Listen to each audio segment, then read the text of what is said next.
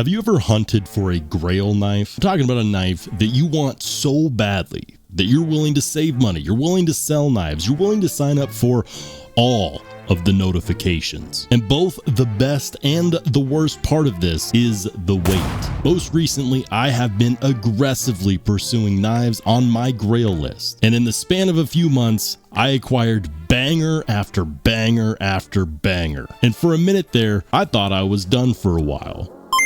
Until I wasn't. I'm super excited because today I get to cross a knife off my list that I did not think I would be getting anytime soon, and here it is. Let's go ahead and talk about the Brown Knives Cortex XL.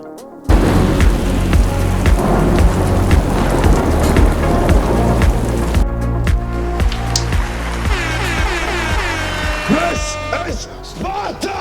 Hey, how's it going, everybody? If you're new here, welcome in. And if you've been here before, welcome back. I'm Rollshambo, the connoisseur and collector of all things sharp and shiny. And if you like seeing my knife collection level up exponentially month over month, year over year, I'm going to ask you to go ahead and smash that like button. I am over the moon today because it is time that we talk about just how much my knife collection has leveled up, just how far down the rabbit hole I have sunk. There is no exiting at this point. I don't think that it's possible. I just continue to get more and more crazy knives in the collection, and I don't necessarily see myself ending anytime soon. I digress. Today we're talking about a knife that was in my top 5 production knife Grail hit list. This is the Brown Knives Cortex XL, and I cannot believe that I actually finally have one. There's multiple reasons. The first would be that these sell out extremely quickly. You have to get a book spot, maybe you have to win a lottery. There's lots of people that want these. The next factor is the cost. This is an $850 knife if you buy it brand new from the maker, and if you buy it on the secondhand market, I have seen these frequently go for more. The secondhand market is not necessarily going to save you money unless you find somebody that wants to trade for something that you have, but most people really like these and they're not necessarily willing to let them go unless you can make it worth their while. You should know, first of all, this is a small batch. I would call this a mid-tech USA made knife. Some people might actually consider this to be custom. There is a really decent amount of work done by hand on this blade. Aside from the hand finishing, the blade is ground by hand. The edge is sharpened by hand. And here's the deal. You might be wondering, well, what's so special about it? It's just, metal with metal, and, like they pull it out of the ground, and, you can get these for $20 on the supermarket. If you're an enthusiast and a collector, you know just how special it is to be able to get your hands on something that's truly small batch American made with a decent amount of that work being done by hand at this level. I am incapable of talking about a really great American made knife without Brown Knives coming into the conversation. And when they are mentioned so highly by so many people, you just get to a point where it ends up on the list, and you have to know, you have to scratch the itch, because if you don't, you'll be left with FOMO. Nobody wants to deal with the fear of missing out. So is it a super Grail? Is it worthy of that massive $850 price point? We know what it costs, but what do you get for your massive investment of money? Overall, it's got a length of about 8 inches with a 3.5 inch blade. It comes in at a very nice 3.5 ounces. So we've got perfect ratios between the length and the weight, and it feels extremely well balanced. The blade is magna cut, and it's nearly a full hollow ground. I would just go ahead and say that it's a full hollow ground.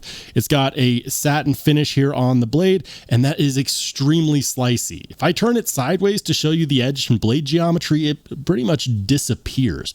Now, these handle scales, they are slab style handle scales with a single-sided captive pivot, and this is using the Brown Knives milling pattern 2 for the scales, which is kind of like this wavy flag pattern is what I see when I look at this. The handle scales are nicely stonewashed and then polished over, and it gives it this really beautiful, nice, shiny look and feel. On the handle scales, we have a total of 1 body screw. count it, one body screw. That's a T10 body screw and a T8 pivot. Why? I don't know. I almost feel like that's, just kind of teasing the knife enthusiasts. They're like, just give me T8 everywhere. And they're like, okay, how about a T8 pivot and a T10 body screw? But that's it, guys. There are no other body screws. The pocket clip itself is blind screwed from the inside of the scales, so you don't actually see any hardware other than the pivot on one side and the body screw on the other. We've got a minimalist titanium backspacer that's just kind of there. It's not super in the way or in your face, but it is there. And then for your locking mechanism, we have what they call the inset lock. Now, from first glance, you might look at that and say, oh, it's just a liner lock, but they've got some really crazy things going on here. I want you to check that out. Do you see that? Maybe you could see that. Yes, it's a liner, and the liner is only on one side, but it slots in between these two spots on the blade. So forward pressure has it moving against the back part of the blade, and downward pressure has it moving against the front part of the blade. That is extremely cool. That is extremely strong. And yes, we do have pins in the blade as well, which we'll get to, because those pins are actually very, very specialized, and they allow you to do something extremely cool that I haven't really seen on many other knives. And that is specifically and intentionally tune both the detent and the lockup. That is bananas. That is absolutely bananas. And here's the deal, guys. It's kind of like when it comes to these small batch American knives, they all have their one thing that's really innovative. On the Chris Reeve Unums they have the lock bar, which has the detent ball that also acts as a lock bar interface. On the Oz Roosevelt, they have the double detent, which allows for really clicky action, and so on and so forth. But the shtick on the Cortex XL is going to be the fact that you can tune the lockup and the detent yourself. Yes, have I messed with that? Yes, I have. And I can tell you right now, the first thing I did was very lightly increase the detent, not because it necessarily needed it, but just because I actually wanted to see, if it made a bit of a difference. And I can tell you, it definitely made a bit of a difference. I feel that detent engaging a lot more now. I feel it almost feels like the handle scales vibrate a bit more when that detent kicks in. I can feel it. It's not necessarily an audible thing. It's kind of weird, to be honest with you, but it's also really cool and something that I really enjoy. For deployment, we've got two options. We've got this top flipper, which kind of also acts like a regular flipper based on where it's positioned.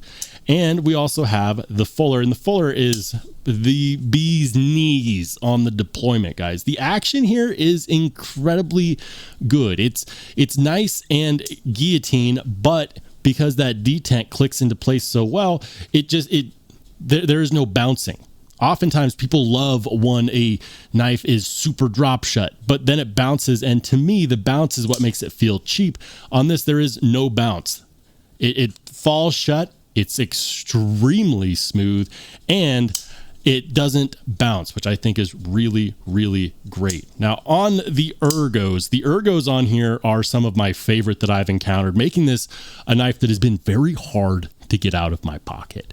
Very hard indeed. Now, this is a 8-inch knife, so this is definitely what we would consider to be a full-size knife, but we have the option here to choke up. We have what I call the Para 3 ergos, where we get a decently sized finger choil right here, and it allows you to choke up nicely. Now, we have the jimping on the spine of the blade, and that is intentional. It's so that your finger can ride up here against I would consider that to be kind of like a harpoon type spine, and you get a nice lateral grip between your thumb and your forefinger, so that's going to work very, very well.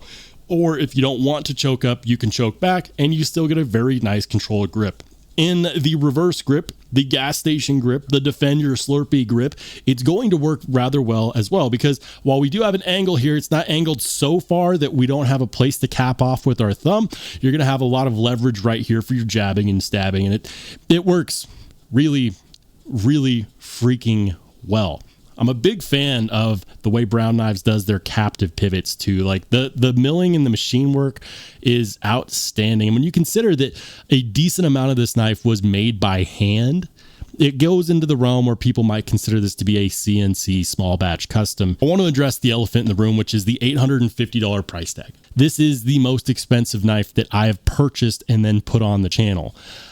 Every time I show an expensive knife, I get people in the comment section that do not understand. They say, I can get blah, blah, blah, Chinese made high-end production knives for half, a quarter of that price, much less. It's not worth it. It's not worth it. It's not worth it.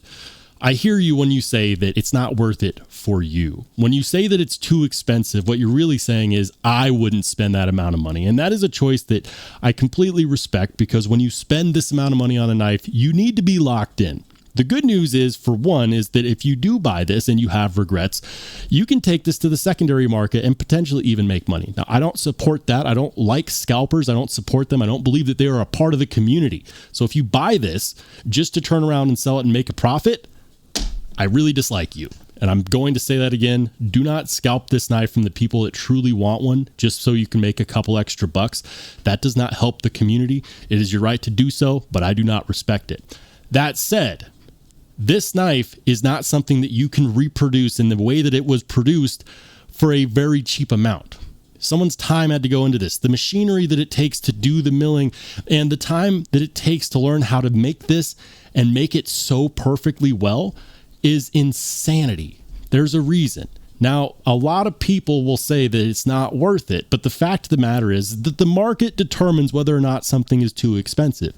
If you don't believe me, just go watch the falling prices of the Medford Praetorian. Even after it's been discontinued, they are not necessarily going up in value. They're going down in cost because the market has dictated that it's too expensive for the demand that's out there.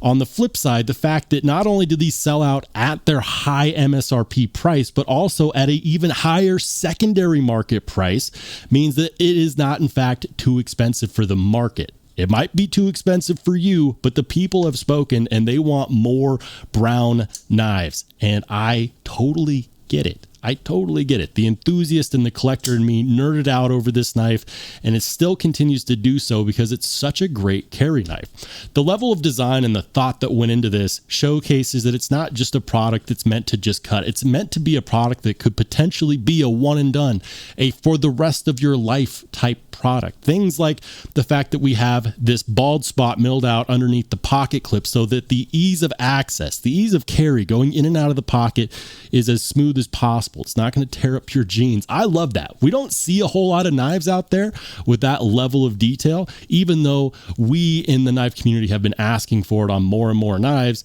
We don't see it very often. The fact that there's a blind screwed pocket clip as well, so that we don't have a Torx head poking out here and disrupting this gorgeous milling pattern that obviously he spent so much time perfecting. The fact that we have oversized screws, like the pivot being a T8 and the body being a T10, it's whatever, but those are nice big screw heads and you're not going to strip those very easily. The tooling on here is perfect. You put in the T8 bit and it will stick in the pivot because it is so precise.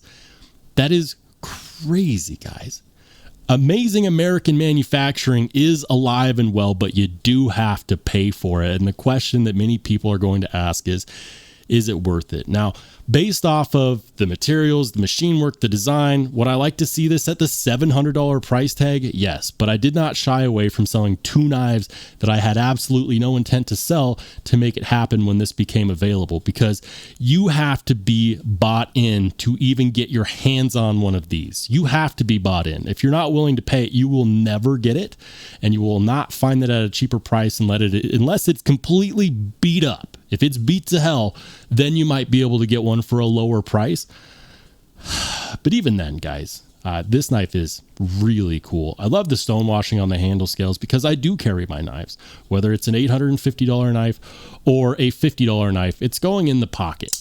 Am I going to be more careful with what I choose to do with this? Yeah, I'm not going to do the stupid stuff I might do with a $50 knife. I'm not going to take this out and decide, oh, well, I lack a Phillips head today. Not going to happen.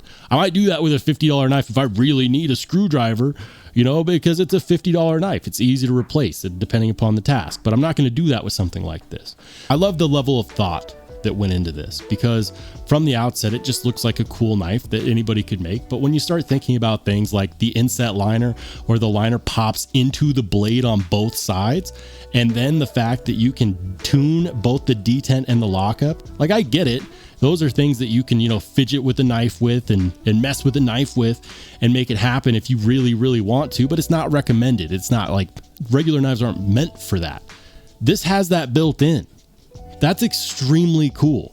Talking about the blade shape, it also helps that the blade shape is really attractive. Lately, I've been seeking sheep's foot style blades that actually have an aggressive tip. My issue with regular sheep's foot style blades is that they don't really make for great piercers, which means that if you potentially want to be able to pierce into something well, you need to carry two knives. Whereas something like this is a knife that could perform well all on its own.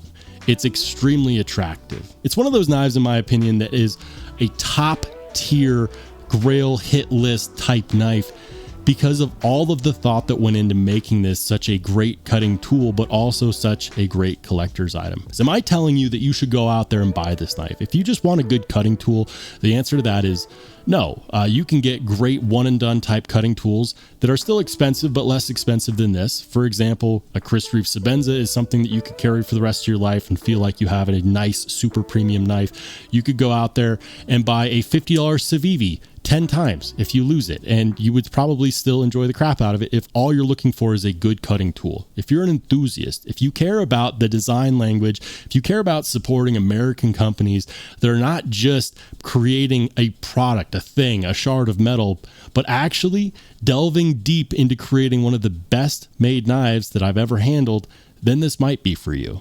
But I'm curious to see what your thoughts are in the comment section down below, guys. What do you think of the Brown Cortex XL? Does it need to have contoured handle scales? Is it overpriced in your opinion? Can they do better on this specific model? If so, what does that look like to you?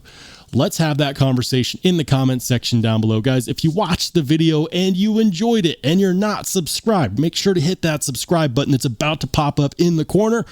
But if you just want to watch some more awesome knife and EDC content, go ahead and click on one of the videos that pops up next.